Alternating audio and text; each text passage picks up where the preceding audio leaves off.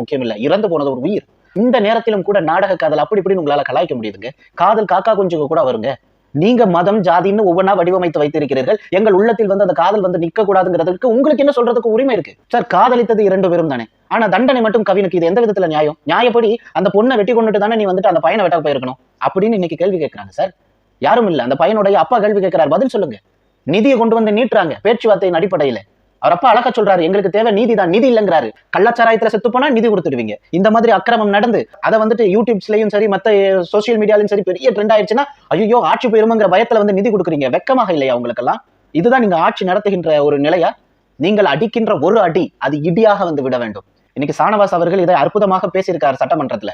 ஏங்க இது மாதிரியான நடந்துகிட்டு இருக்கிறதுக்கு ஒரு முற்றுப்புள்ளி வைங்க, இதற்கு ஒரு சட்டம் ஏற்றுங்க, ஆணவ கொலை தடுப்பு சட்டம்ங்கிற ஒன்றை கொண்டுட்டு வாங்க, சமத்துவ திருமணத்தை ஆதரித்து இந்தியாவிற்கே ஒரு மாபெரும் முன்னணி மாநிலமாக இருந்த தமிழகத்தில் நடந்து வருகின்ற இந்த கொலைகள், ஆணவ கொலைகள், காதல் ஆணவ கொலைகள், சாதியத்தினுடைய வெறியால் நடக்கக்கூடிய இந்த கொலைகள் முற்றிலும் கண்டிக்கப்பட வேண்டியது.